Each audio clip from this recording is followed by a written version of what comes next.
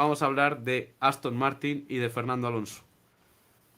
Habíamos visto que estaban solucionando el problema de perder tanta velocidad en recta, pero se han encontrado otros problemas en Miami que les han llevado a ser el peor equipo de la parrilla este fin de semana. ¿Qué es lo que ocurre con Aston Martin, Chemi? Muchas cosas y ninguna buena. Para ser breve, muchas cosas y ninguna buena. Este fin de semana ha marcado todos los problemas de Aston Martin, como creo que nunca en los 2 años y medio que estábamos siguiendo el equipo lo ha hecho. Un fin de semana horrible, a 20 segundos del siguiente, últimos y destacados.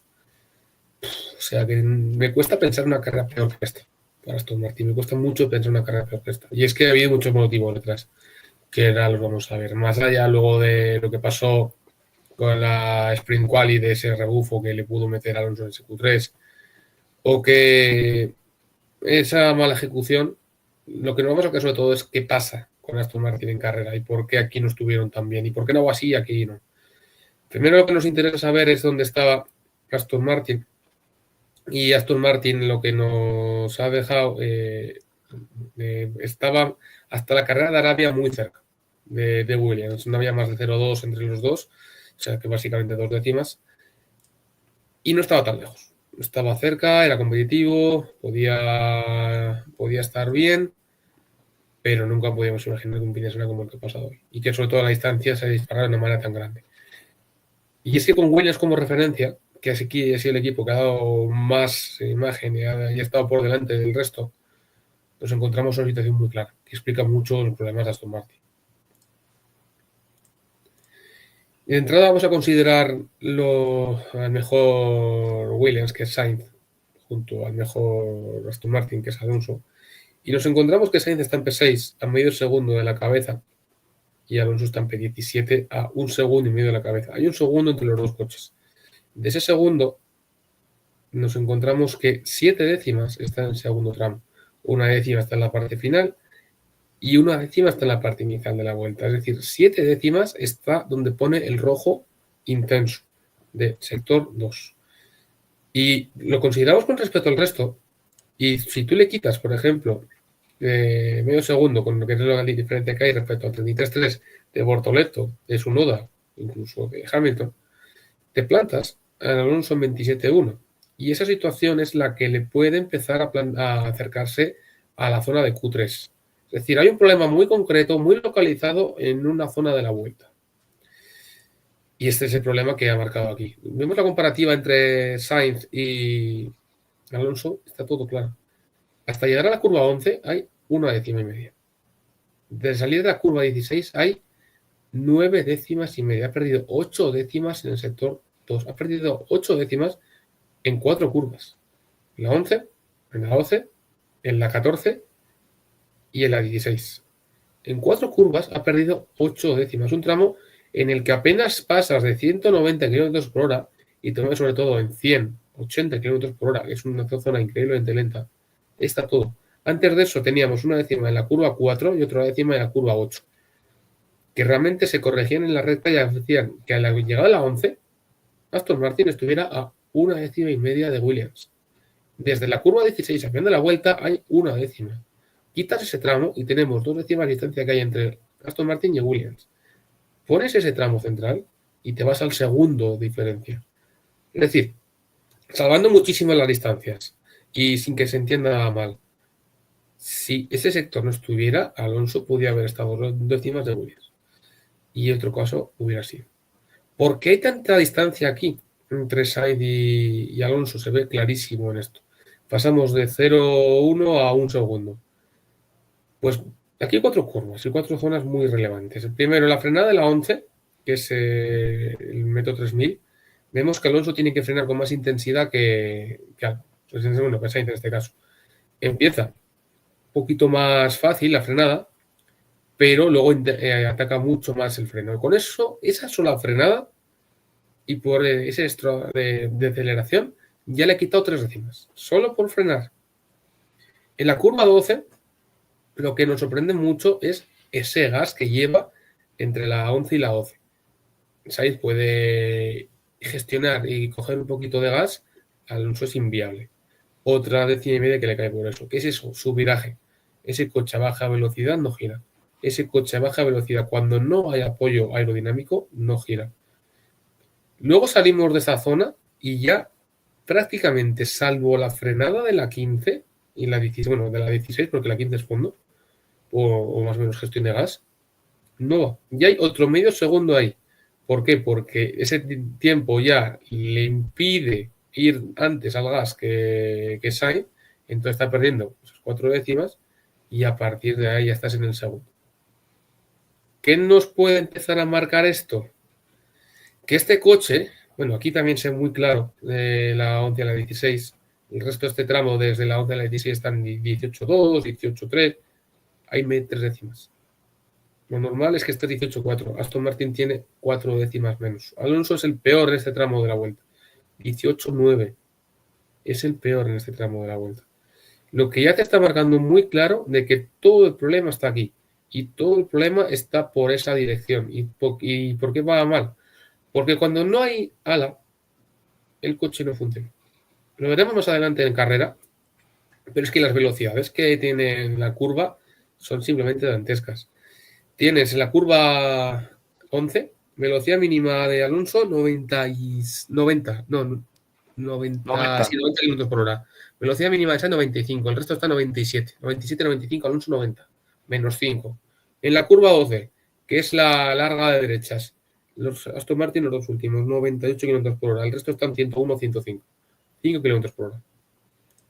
En la curva 14-15, que es en la chicane, velocidad mínima de Alonso 86, velocidad del resto 92. En la curva 16, que es el previo a la recta, velocidad mínima de Alonso 72, velocidad del resto 76. 4 kilómetros por hora baja velocidad. ¿Esto os suena a algo? ¿Te suena a algo? Esto es exactamente lo mismo que el año pasado.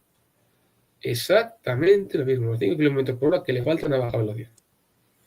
Y eso es lo que tiene este problema del Aston Martin. Es el AMR24. Lo pedíamos el año pasado. Tiene que dar un paso adelante en esta zona. A una vuelta ya sabemos que no lo da. Vamos a ver ahora en la carrera. Esta es la distancia que tiene la carrera entre Albon, que es el mejor Williams, y Alonso. Distancia general, un segundo por vuelta. Primera parte de la carrera, 26 giros, medio segundo. Que son 0,4, 0,45 en el segundo tramo y una décima al final. Y en la parte final, del 30 al 57, tenemos 1,3, que son 0,3, 0,8 y 0,3. Es decir, el cambio del neumático final ya le da 3 décimas menos en ritmo que Albon. Que no es más que un Williams, que es zona media. Albon, 3 décimas. Es una auténtica salvajada lo que hay aquí. Tú esto lo ves claramente. ¿Dónde está el tiempo? En carrera. Hablamos en carrera. Hasta llegar a la curva 11 hay una décima. Saliendo de la curva 11 a la 16 hay 6 décimas. Ha perdido Aston Martin medio segundo en la zona lenta enlazada del sector 3, del sector 2. Medio segundo. El resto está ahí, está a cero. De Williams está a cero. Pero en medio segundo. ¿Y por qué está este medio segundo en esta parte de la vuelta? Por lo que no hemos encontrado antes. Primero, por frenar, porque ese coche tiene que frenar más para poder girar y para poder entrar en la curva. Y a partir de ahí la falta de dirección y falta de manejo a baja velocidad. Tú esto lo comparas con lo que en carrera, con el ritmo de carrera, o sea, en esta sección. Bueno, luego más adelante, vuelta 52 es exactamente lo mismo. Tenemos 2 décimas, bueno, 8 décimas que pierden aquí, incrementado por la falta de grip del neumático, que también se incrementa en la parte final de la vuelta y es básicamente lo que nos habíamos encontrado antes, con la diferencia de que ahora todavía tienen menos velocidad porque tienen que frenar más, tienen que acelerar antes y el coche ya ni va. Eso va incluso peor que antes. Tú esto lo coges y lo comparas en el ritmo de carrera de esta sección. Y es que es algo simplemente dantesco. Solo está por detrás de los 3 pilotos que no han completado la carrera. 22. Hablamos de medio segundo antes, ahora hay 3 décimas.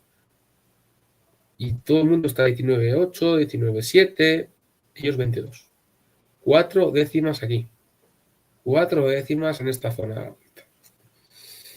Y es incluso todavía más cantoso cuando coges esto y lo comparas con lo que había pasado en Arabia.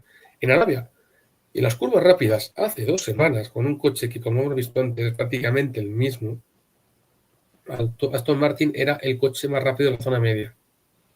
Aquí ha sido el coche más lento de todos, con medio segundo de distancia.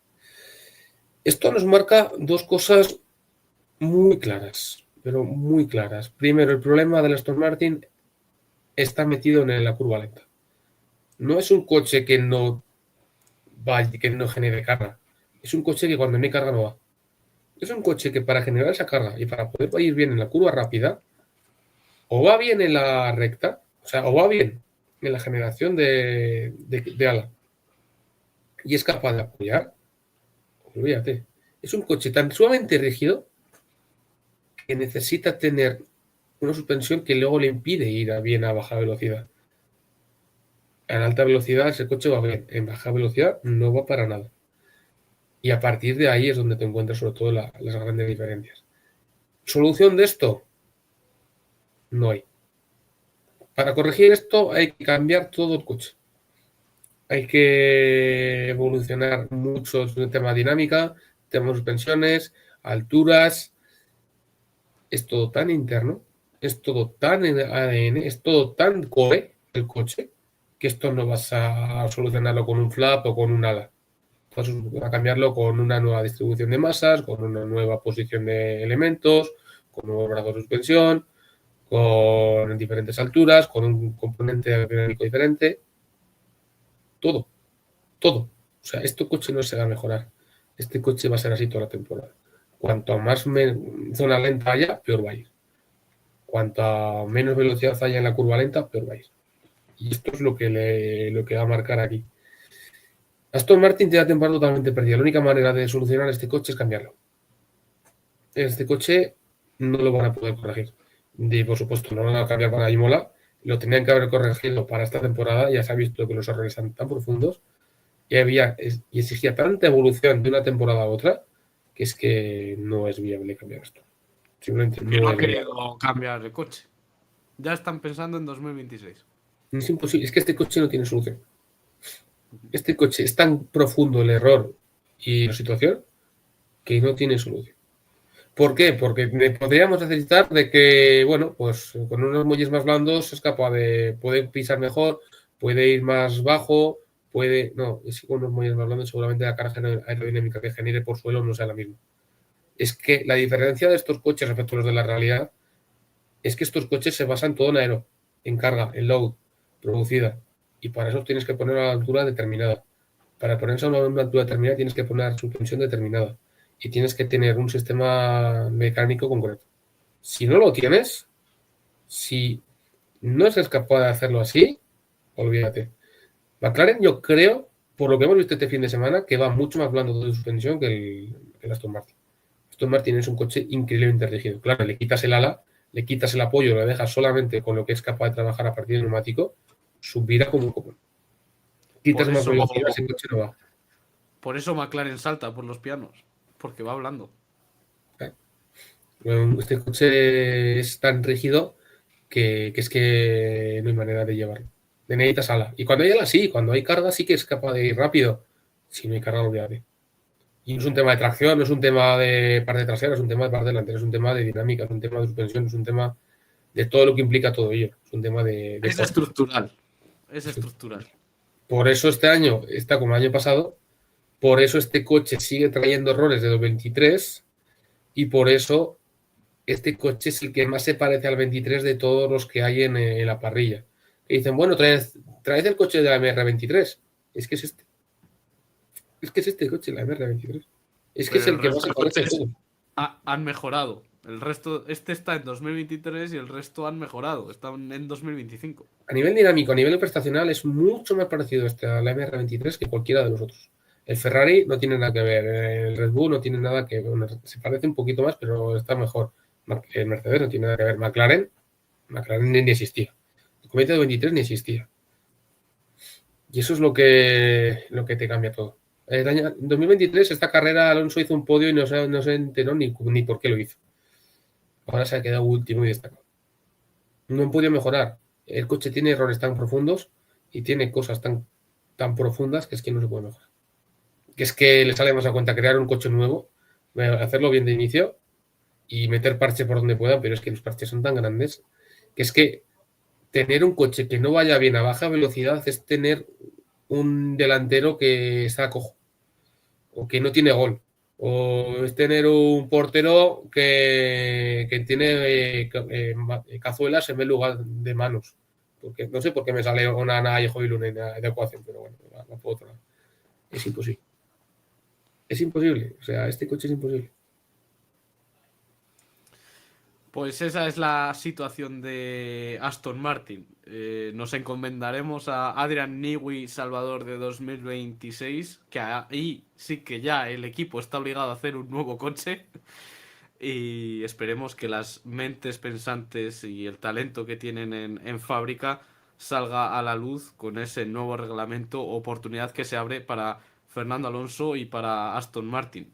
Última oportunidad de brillar, muy probablemente, pero para esta temporada va a ser muy complicado. Y lo dijo Fernando Alonso en la entrevista. A lo largo de la temporada van a haber 5 oportunidades de puntuar y se nos han escapado, a él especialmente, ya 3. Por lo tanto, se les está yendo esas ventanas de oportunidad. ¿Y cuáles son esos circuitos donde puede puntuar? Donde haya curvas rápidas y donde se vaya a alta velocidad y pueda y haya que depender de esa carga aerodinámica que genera, porque la va a generar, sobre todo con los alerones, y ahí podrá ser algo más competitivo. En Japón y en Arabia Saudí se quedó a un puesto de puntuar. Si alguien abandona de los pilotos de delante, él hubiera puntuado. Entonces habrá que esperar a esos grandes premios para empezar a ver sumar a Fernando Alonso en esta temporada. Dejadnos en comentarios vuestra opinión, suscribiros para apoyar al proyecto de Data Performance. Estamos a 50 suscriptores de alcanzar la meta de los 1000 y queremos contar con todos vosotros en este 2025.